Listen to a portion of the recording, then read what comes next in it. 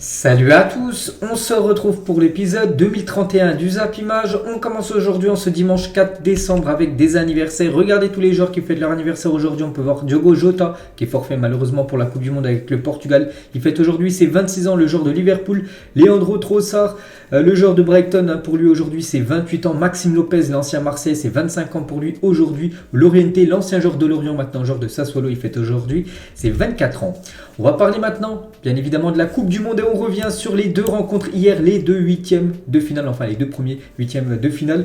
Et tout d'abord hier soir, l'Argentine contre l'Australie. On peut voir que l'Argentine s'est imposée 2-1 contre les Australiens. Donc Léo Messi et Alvarez ont été les buteurs, côté argentin contre un but de Godwin, côté australien. Donc j'ai regardé la rencontre, donc voilà, c'est plutôt logiquement quand même cette qualification pour l'Argentine pour les quarts de finale. Donc les statistiques du match, mais bon quand même l'Australie est revenue, il y a eu des grosses occasions pour l'Australie en toute fin de match. Ils auraient pu arracher le match nul et envoyer l'Argentine en prolongation. Bon, il n'y a pas eu ça, tant mieux pour l'Argentine on va dire.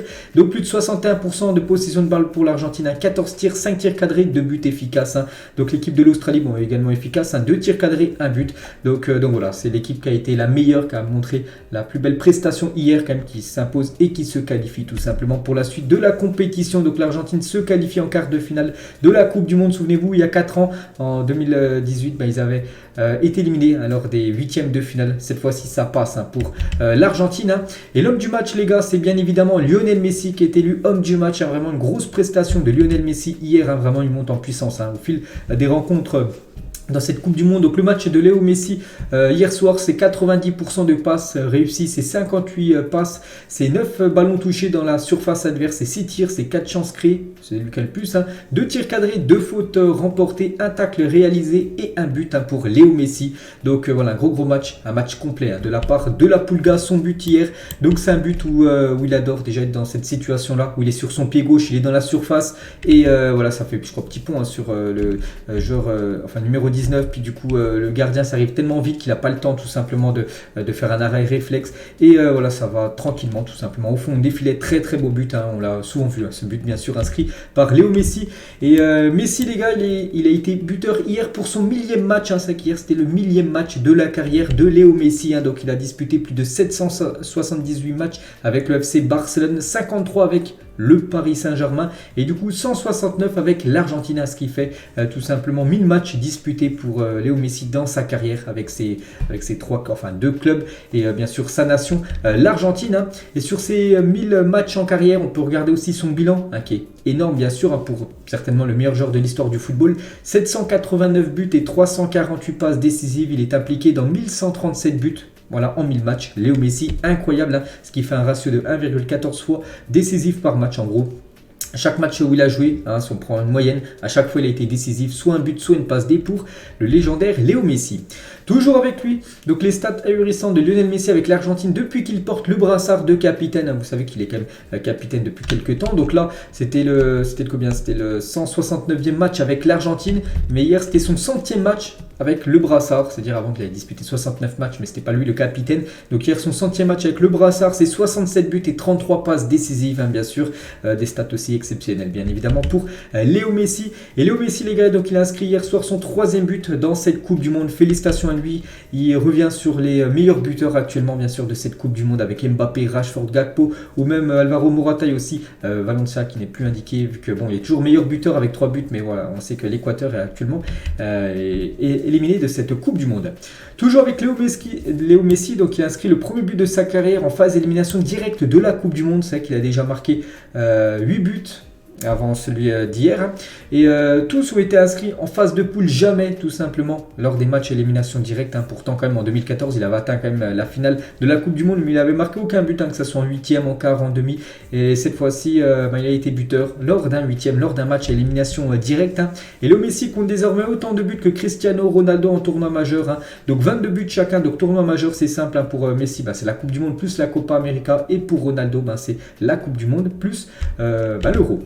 Toujours avec ces deux-là, mais cette fois-ci seulement sur la Coupe du Monde, on peut voir que Messi devance d'un but maintenant. Cristiano Ronaldo au CR7, il est à 8 buts en Coupe du Monde. Et Léo Messi, il est à 9 buts en Coupe du Monde, bien sûr, pour les deux GOAT du football.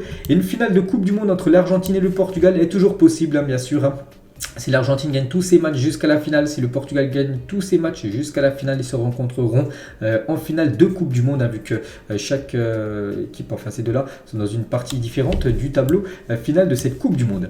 Et pour revenir sur les 9 buts de Léo Messi en Coupe du Monde, donc qui devance maintenant Diego Maradona, il est ex aequo avec Maradona à 8 buts, donc maintenant 9 hein, pour Léo Messi. Il y a juste le légendaire aussi Gabriel Batistuta en gros qui a inscrit le plus de buts avec l'Argentine en Coupe du Monde, 10 buts hein, pour Batistuta, voilà, Messi 9, hein, donc il pourrait revenir ou même dépasser Batistuta pendant cette Coupe du Monde. Et Léo Messi, les gars, une belle note de 8 sur 10 hein, voilà, par rapport à sa rencontre, un 8 sur 10 d'après le barème l'équipe, les gars, ça équivaut à un très bon match en gros de sa part. Et côté gardien, les gars, Ryan, en dedans, le gardien australien, une note de 3, hein, le gardien de l'Australie, hein, qui a vécu un match très compliqué, on va dire, hein. Pourtant il a fait quand même des arrêts aussi décisifs en fin de match. On peut voir, on revient sur Léo Messi, on peut voir des fois c'était chaud avec les joueurs australiens, hein, donc là on a l'impression qu'ils se battent, non ils se battent pas, mais voilà, ils sont un petit peu tirés, les maillots, tout ça, donc voilà, c'était un petit peu chaud de temps en temps avec Léo Messi, bien sûr, hein, il savait du côté de l'Australie que Léo Messi c'était la menace numéro 1, qu'il fallait le surveiller de très très près tout simplement hein, ce joueur hein. Mais bon voilà, ils sont embrouillants dans le match, mais à la fin du match les gars, ils ont fait pas mal, enfin beaucoup de joueurs australiens sont partis faire des photos bien sûr avec Léo Messi, dont ce joueur les gars, tout simplement le numéro 6 de l'Australie, qui est un grand fan, il le dit hein, sur son compte Twitter en gros, voilà, qu'il a joué contre son idole en gros, puis il a pris beaucoup d'expérience bien sûr hein, en jouant contre les meilleurs joueurs au monde, hein, cette équipe de l'Argentine. Toujours avec Messi les gars, c'est un pas de plus hein, tout simplement, donc il s'est exprimé après la qualification, bien sûr il était au micro, il est passé en conférence de presse, donc il a fait quelques déclarations, donc il a dit ça a été un match très physique, hein, très heureux de cette victoire, c'est un pas de plus hein, à lancer la Pulga, et d'ajouter on doit rester unis, ça a été un match contrôlé, on aurait pu le sceller donc plus rapidement ce match, hein, hormis leur dernière frappe que détourne donc Martinez, le gardien argentin, on n'a pas trop souffert, hein, voilà ce que peut dire Léo Messi les gars, que ça a été un match plutôt maîtrisé pour son équipe, hein, malgré quand même c'est que l'équipe de l'Australie en fin de match, il y a eu quand même je pense 2 grosses occasions hein, voilà, pour les Australiens qui auraient pu peut-être bien sûr prétendre jouer au moins les prolongations de cette rencontre. Bon, tant mieux pour l'Argentine, il n'y a pas eu d'autres buts encaissés.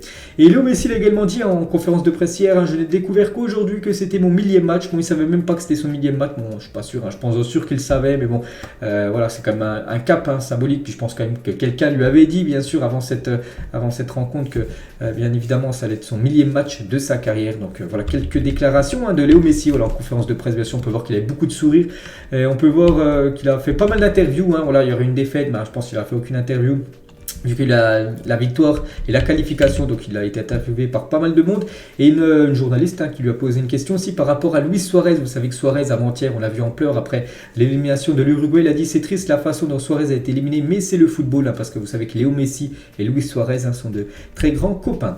Toujours avec Léo Messi, cette fois-ci Rio Ferdinand sur Lionel Messi. Donc il a dit, hein, Messi vient de présenter la meilleure performance individuelle que nous ayons vue lors de cette Coupe du Monde. Voilà, hein, tout simplement un match exceptionnel. C'est tout simplement la meilleure prestation de n'importe quel joueur de la Coupe du Monde, hein, d'après Rio Ferdinand. Et Omar Da Fonseca hier qui commentait le match bien sûr de l'Argentine. N'oubliez pas qu'Omar Da Fonseca est argentin. Il est commentateur sur BeIN Sport. Il a dit le football de Messi parle toutes les langues, pas besoin de sous-titres. Il est le seul à le parler couramment. Hein, voilà, donc même si tu comprends pas l'argentin, voilà, voir tout simplement Léo Messi, tu comprends tout simplement ce qu'il apporte au football, bien sûr. Hein, ce joueur hein, qui marque et qui marquera à jamais l'histoire du foot.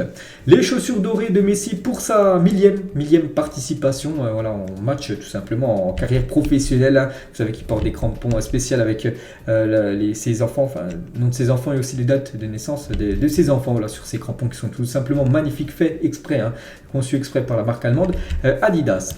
La passion de Lionel Messi au moment de chanter son hymne, hein, bien sûr, hein, il était très engagé, on le sait, hein, Léo Messi. Quelques autres photos voilà, de Messi à la fin du match, hein, où il était très heureux voilà, de la victoire, surtout de la qualification pour les 8e. Regardez aussi la foule, hein, vraiment hier le public, hein, je crois qu'il devait avoir au moins 95% de supporters argentins et seulement 5% de supporters australiens. Vraiment tout, on voyait que le stade hein, en bleu et blanc, et une petite partie c'était derrière le but, une petite partie jaune, hein.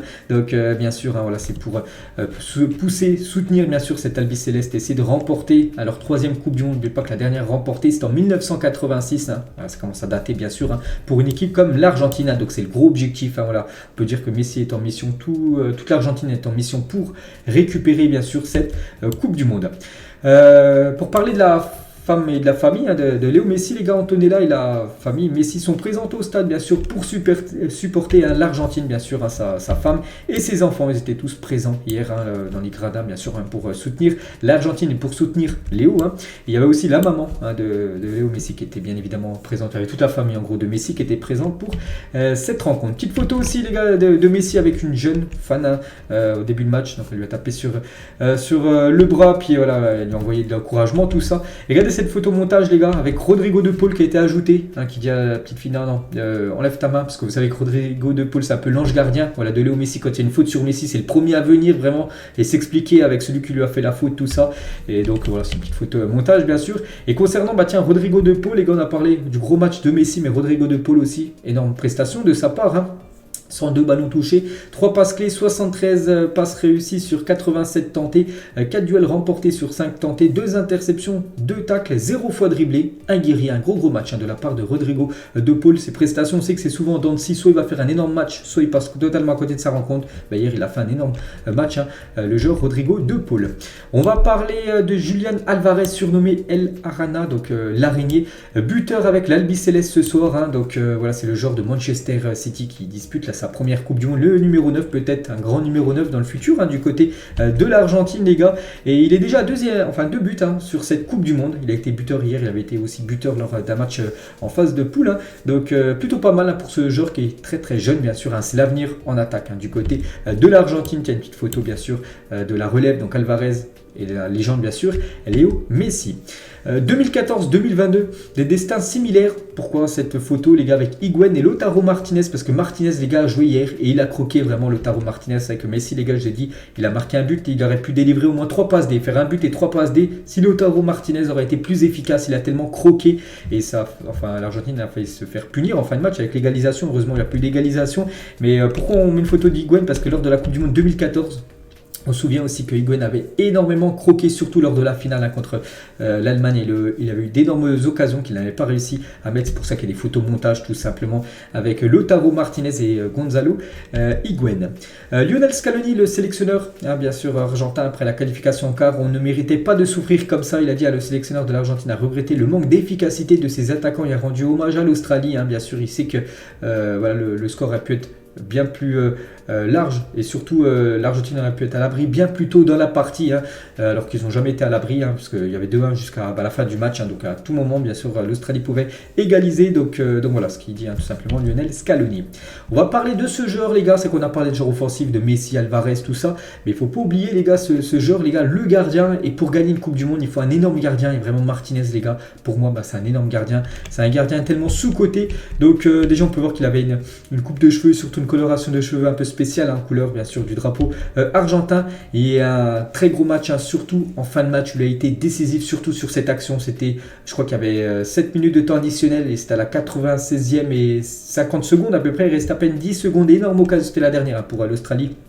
Face à face les gars de ce numéro 21 australien, et du coup Martinez les gars fait l'arrêt décisif parce que là sinon ça aurait été prolongation, puis après on sait pas ce qui peut se passer les gars, prolongation pas de but, un tir au but, puis après c'est du pile ou face du coup énorme arrêt de Martinez les gars, regardez il la sort du bras, il la sort vraiment de là, sinon ça faisait but voilà donc incroyable bien sûr, les joueurs de l'Argentine se sont mis sur lui voilà pour le récompenser, pour le féliciter bien sûr de cet arrêt décisif, sur pas plein arrêt décisif sinon ça aurait été certainement prolongation. Et aussi les gars, à la 81e minute, donc j'ai parlé de cette grosse occasion, tout à l'heure j'ai dit 2 grosses occasions pour l'Australie, il y a celle-là, et il y a aussi celle-là, la 81e minute les gars, où ce joueur australien a dribblé je crois 4-5 joueurs de l'Argentine, il est arrivé, et voilà, on a regardé, il est en situation parfaite les gars, il est à 5 mètres du but, donc là il peut quasiment marquer, et le joueur qui est juste à côté de lui les gars, Lisandro Martinez, fait un tacle décisif, Lisandro Martinez, le joueur de Manchester United, a clairement sauvé l'Argentine aujourd'hui, l'un des 3 hommes du match avec Léo Messi, Emiliano Martinez, bien sûr, énorme match, bien sûr, le petit guerrier qui nous rappelle le grand Javier Mascherano, donc voilà, bien sûr, c'est pas un arrêt, mais une interception, on va dire, décisive pour le défenseur argentin. On va parler de Paulo Dybala, les gars, n'a toujours pas disputé la moindre seconde lors de cette Coupe du Monde après 4 matchs. C'est vrai qu'on voit des joueurs offensifs, Messi, lui tu peux pas le bouger, mais on peut voir Alvarez, on peut voir Lautaro Martinez, tout ça. C'est vrai qu'on voit pas de Paulo Dybala, les gars, il a toujours pas joué lors de cette Coupe du Monde. après 4 rencontres. Les supporters argentins étaient prêts, bien sûr ils sont prêts, voilà, il y avait une foule, j'ai dit plus de 95% du stade, c'était des supporters argentins, et voici les faits, Léo Messi les gars, donc voilà, petite info de plus, et on va parler cette fois-ci côté australien, et Goodwin les gars a inscrit le premier but de l'histoire de l'Australie en phase d'élimination directe de la Coupe du Monde, jamais ils avaient marqué lors des matchs déterminants, les matchs décisifs, chose faite maintenant, c'est ce joueur qui restera gravé on va dire dans l'histoire de l'Australie, et on peut bien sûr les féliciter, bravo et respect à l'Australie pour son parcours dans cette Coupe du Monde. Ils étaient dans le groupe de la France. Pour nous, Français, les avait battus 4-1, mais ils ont quand même battu 2 fois la Tunisie et le Danemark. Le Danemark, on sait qu'on a eu beaucoup de mal contre en Ligue des Nations. Du coup, voilà, ça s'arrête pour eux, mais je pense que le bilan pour eux, bien sûr, c'est une belle Coupe du Monde. Surtout qu'ils ont eu tête quand même à cette équipe de l'Argentine. Jusqu'à la fin de match, ils pouvaient croire à l'égalisation. Donc voilà, vraiment, je pense qu'ils sortent la tête haute de cette Coupe du Monde, ces joueurs de l'Australie. On va parler de l'autre rencontre. L'autre 8e de finale hier, c'était entre l'équipe néerlandaise et l'équipe des États-Unis. 3-1 pour les Pays-Bas. Depay, Blind, Dumfries, buteur contre un but de White côté États-Unis. Donc les statistiques de la rencontre, on peut voir d'après les stats, on a l'impression comme que les Américains ont le plus ont dominé, plus de possession, plus de tirs cadrés, mais c'est bien les Néerlandais qui ont été efficaces. 6 tirs cadrés, 3 buts pour cette équipe des Pays-Bas. Et du coup, les Pays-Bas sont qualifiés pour les quarts de finale de la Coupe du Monde.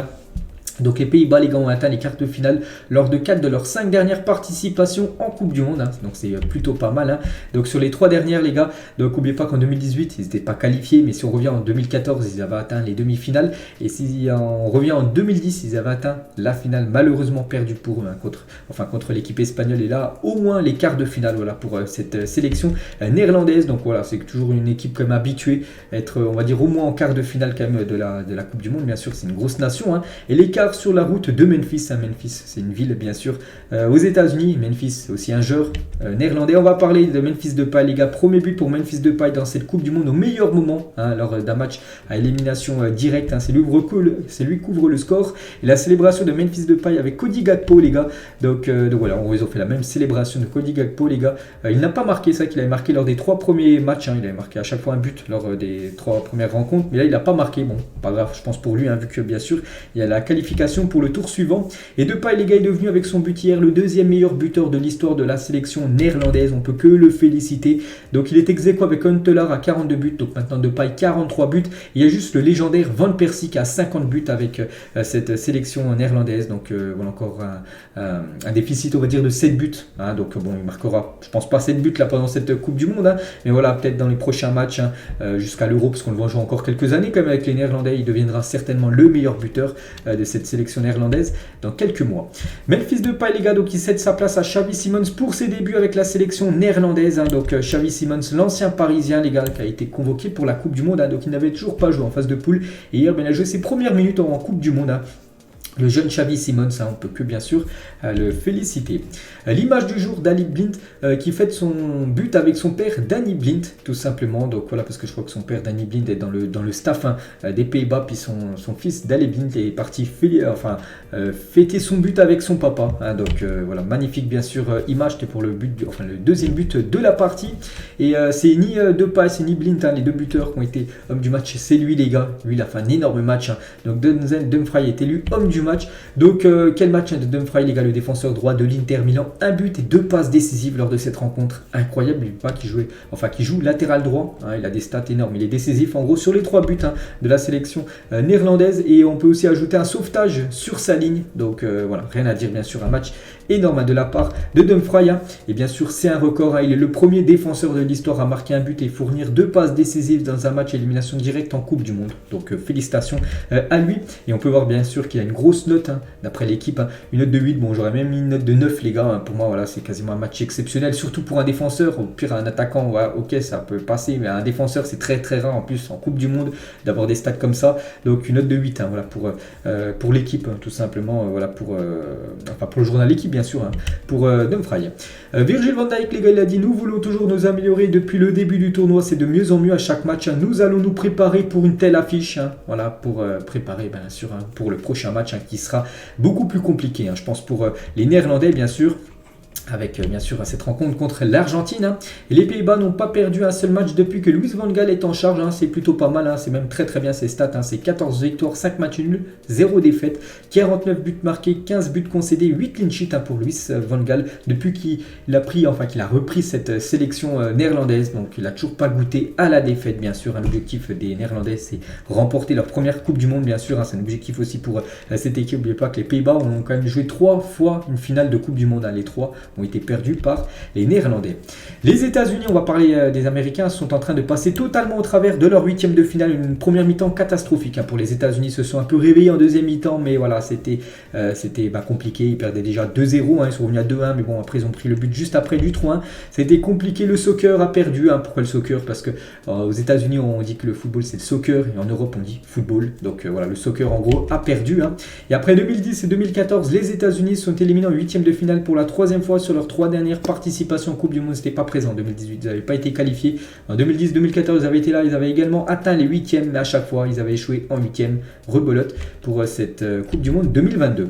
L'entraîneur des Américains, enfin des USA, il a dit les Pays-Bas ont eux la qualité pour conclure leurs occasions, une qualité dont on a manqué un peu. Il faut du temps, on a un groupe jeune et on n'a pas un Memphis de paille actuellement. Voilà ce qu'il dit à ça que je vais montrer les stats. Hein. Les stats ont été meilleurs côté américain que côté néerlandais. Le problème, il le dit, hein, c'est qu'il n'y a pas un buteur. Vraiment, il y a eu beaucoup d'occasions, mais trop de manque d'efficacité devant. Et bien sûr, comme je vous le dis, hein, chaque jour, les gars, il faut être efficace devant le but dans le football, hein, surtout en Coupe du Monde, hein, où des fois, ça se joue à rien. Donc voilà ce qu'il peut dire, tout simplement. Hein.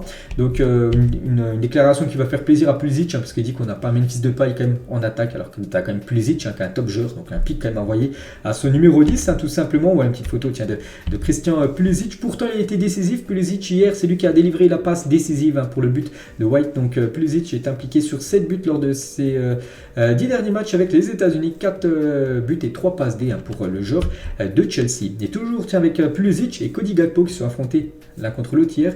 On a déjà joué ensemble pour l'équipe de jeunes du PSV en 2013. Hein. 9 ans plus tard, ils se retrouvent en 8e de finale de Coupe du Monde. Donc voilà l'équipe jeune à l'époque du côté du PSV. Pulisic et bien sûr Cody Gakpo.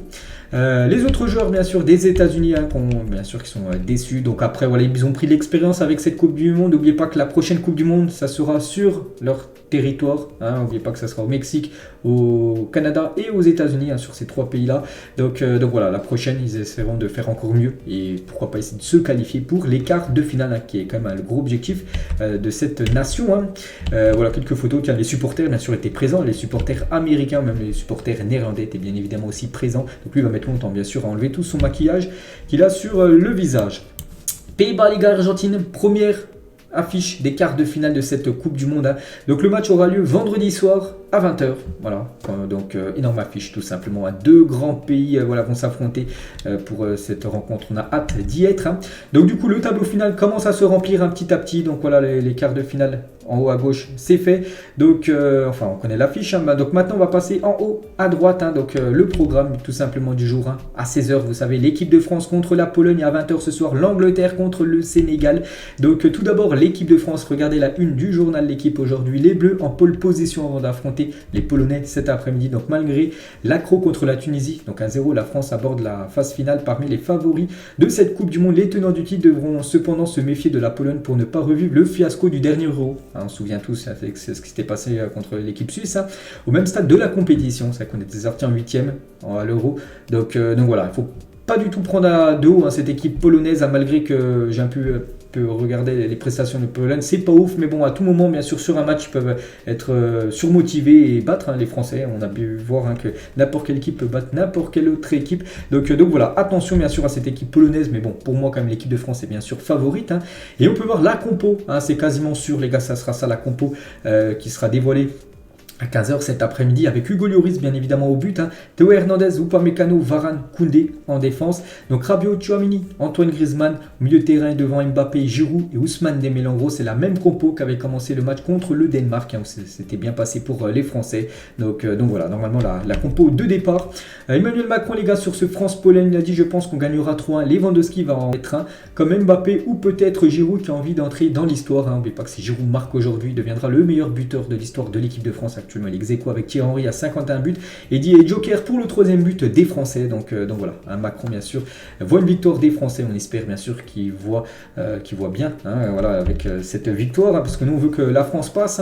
Toujours avec cette équipe des Bleus. Donc Deschamps il a dit par rapport à Rabiot. Aujourd'hui Rabiot est un milieu complet. Il se définit comme un joueur d'équilibre. Ce n'est pas négatif ni réducteur. Il est capable d'être aussi performant sur le plan défensif qu'offensivement. Il a cette intelligence, il sent et c'est où il doit être. C'est vrai qu'il a monté en puissance comme au fil des années, comme Adrien Rabiot, et maintenant c'est quasiment un cadre de l'équipe de France. En plus avec les absences de Paul Pogba, il y a N'Golo Kanté, c'est quasiment le cadre au milieu de terrain du côté de l'équipe de France. Et pour l'instant, lors des matchs qu'on a pu voir, les 2 premiers, parce que le 3e je crois, je ne sais plus s'il avait joué, voilà, il est vraiment monté en puissance tout simplement. En plus il a été buteur, souvenez-vous, contre l'Australie on était mal embarqué, il fait la passe D, il marque le but.